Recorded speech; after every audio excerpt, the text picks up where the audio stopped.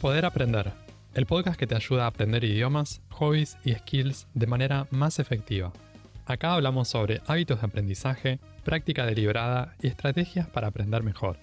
Mi nombre es Walter Freiberg y te invito a desarrollar tu poder de aprender para alcanzar tus metas personales y profesionales.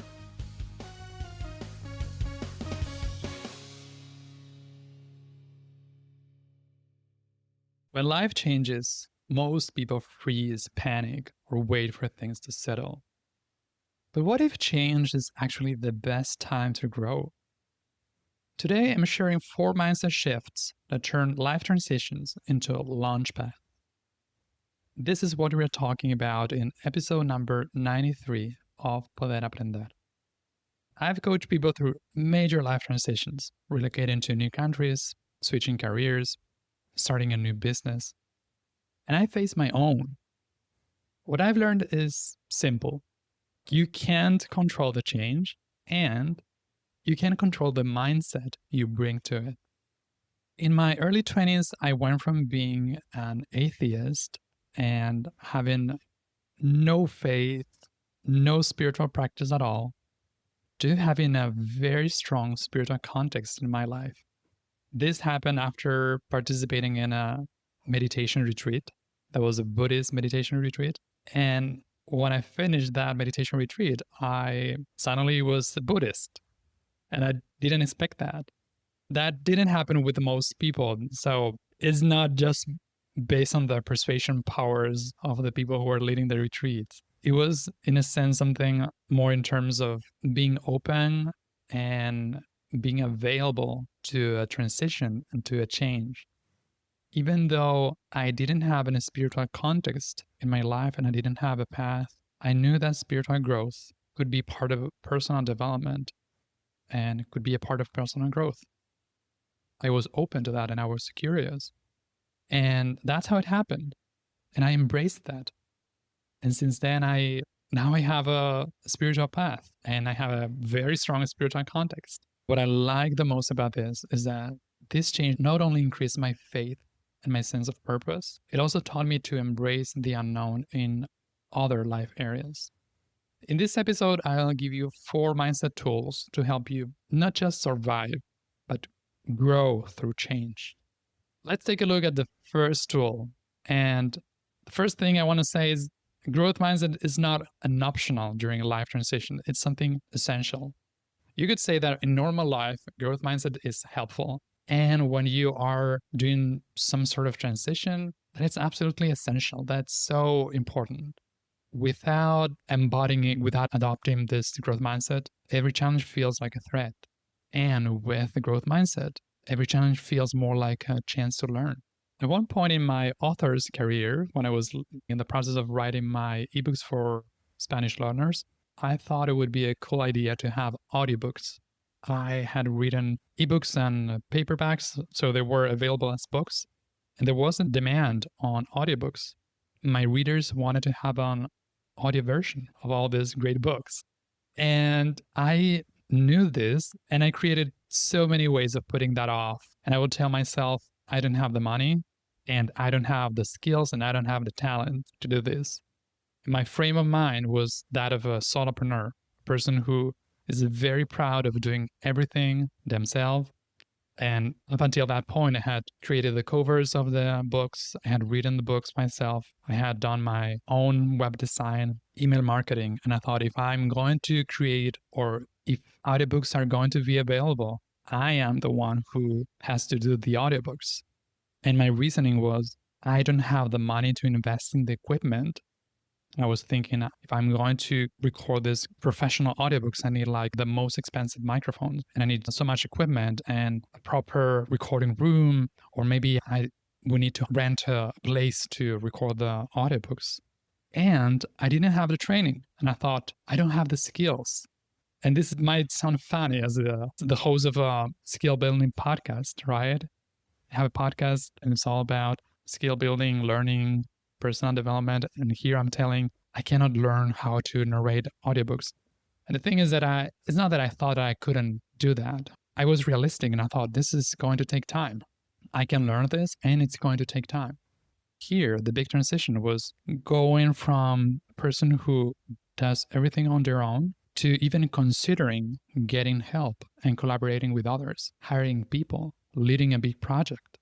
And at the end, I decided to open myself to that possibility, hiring voice talents, hiring audio editors. And now I have audiobooks.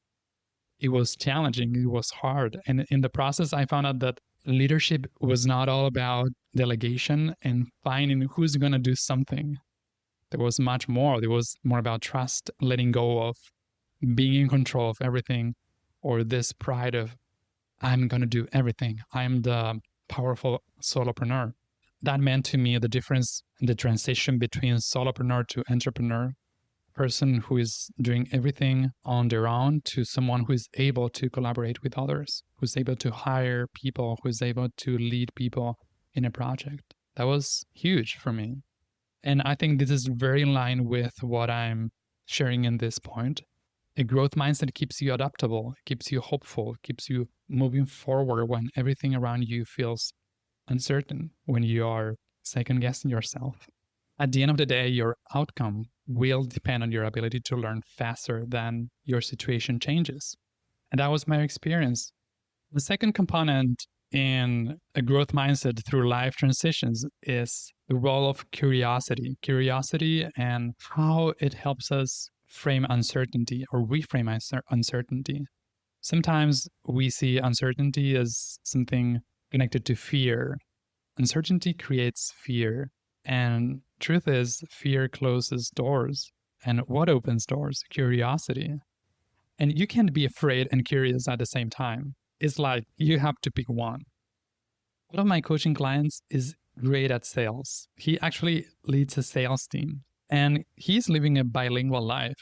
He was born in the United States, so his native language is English, and he started learning Spanish a few years ago. Now he lives in a Spanish-speaking country. And even though he's fluent in Spanish and he hasn't started learning it a long time ago, there are times where there's uncertainty. There are moments of insecurity. There are moments where he's very self-conscious. And I was curious, is this present for him when he's doing his sales calls? And I wasn't surprised to hear that that's not the case. When he's at work, when he's doing his sales calls in English, he's very curious. He's curious about the other person and he wants to learn, he wants to know about the other person. He's very relaxed and he noticed that he can apply that to his Spanish conversations. He's already great at communication. He's a very good listener. He's very empathetic, very high in emotional intelligence. And you know what? All that is available to him in Spanish. That's available to him as well in Spanish. It was about connecting those two things. He's fully utilizing that now. He can remember, I'm a relaxed person. I'm good at connecting with people. I'm good at interacting with people. I'm good at creating rapport with people. This is what I do for a living. This is something I'm good at. This is something I've been practicing for years and years. And I don't know how many calls, how many sales calls he's been through. So he has so many hours under his belt.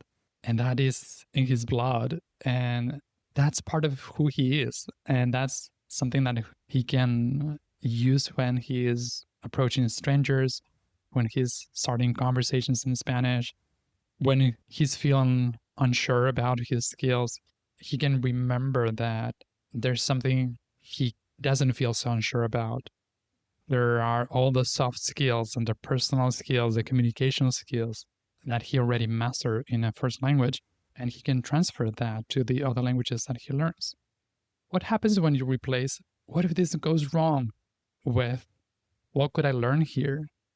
You are shifting from paralysis to exploration. What happens when you replace, I'm not good at having conversations in Spanish, with, I'm great at connecting with people in any language? Curiosity can be a strategy, and it's something that can transform fear into fascination. It can be very helpful to reframe uncertainty into opportunities, into new learnings. When we are going through a big life transition, sometimes we are tracking big changes, big shifts, and it can be hard to keep momentum. What if you were to track the tiny wins? Big transitions feel overwhelming, and that's why most people quit. The secret isn't the small wins and stacking small wins. That's what builds momentum. One of my favorite stories with this is practicing journaling, writing just one sentence a day. This is something I had heard. I think that it was in Atomic Habits by James Clear. I think that was 2 years ago when I was getting back to building a journaling habit. And I also wanted to keep track of what I was doing, what was occurring in my life. And I think this is a good example because many times when we feel like journaling is because part of us feels that something important is going on or there's something that's worth committing to paper, like writing down. And that's how I was feeling. And my context for journaling was the artist way. And I thought I would need to write pages and pages. If it's not less than 2 or 3 pages a day, it's not worth it. I need to spend 20, 30 minutes a day minimum. Otherwise, it doesn't count. What I decided to do was I told myself, you know what? I'm going to do one sentence a day and I'm going to make it about something that went well that day, a self acknowledgement. And it worked nicely. For example, today I could write something like, I recorded a podcast episode. Or I could say, I don't know, I ran for 30 minutes. I went to the gym. It doesn't matter so much what the win is. It's just a reminder of something that is inspiring to us, something that uplifts us. And at the same time, it's helpful in building a practice of recognizing the good things that are happening in our lives. It's not that we are using that one single sentence to complain. That's not the idea. The idea is to use something positive, and that's in the direction that creating the life we want to create.